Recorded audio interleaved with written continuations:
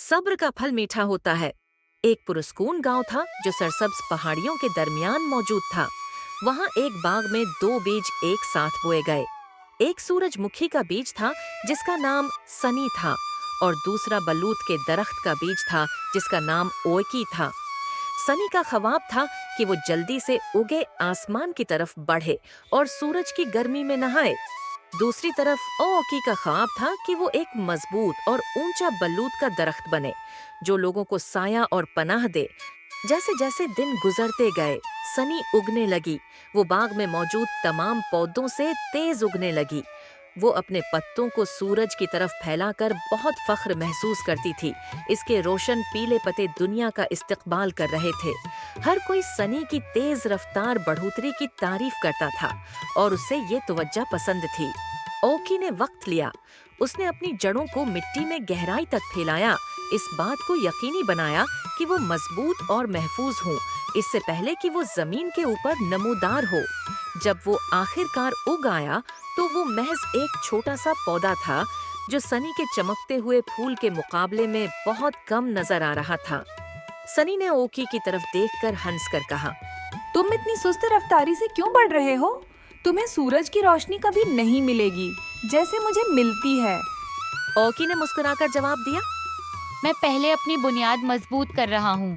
इसमें वक्त लग सकता है, लेकिन मुझे कोई जल्दी नहीं है। मौसम बदलते रहे और सनी मुसलसल लंबी होती गई। उसके पत्ते गर्मियों के सूरज में चमक रहे थे, लेकिन जैसे ही खिजां आई, सनी के पत्ते मुरझाने लगे और उसकी कभी मजबूत रहने वाली डंडी कमजोर होने लगी। हवाएं तेज हो गईं और एक दिन एक शदीद तूफान गांव पर छा गया। सनी, जिसकी जोड़ें कमजोर थीं, अपनी जगह पर न रह सकी।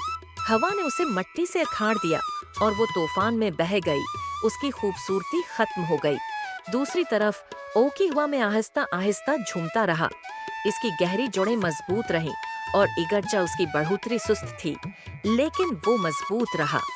वक्त गुजरने के साथ ओकी एक बुलंद और मजबूत बल्लूत के दरख्त में बदल गया।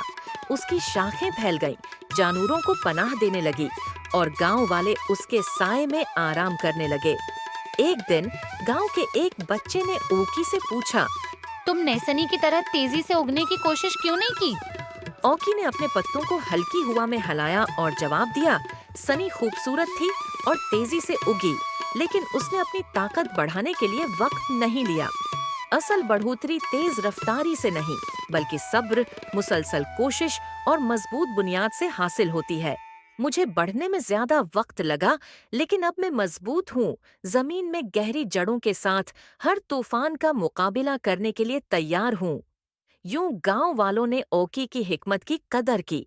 उन्होंने सीखा कि जिंदगी में ये जरूरी नहीं कि आप कितनी तेजी से बढ़ते हैं, बल्कि ये कि आप खुद को आने वाले मुश्किलात के लिए कितनी अच्छी तरह तैयार करते हैं।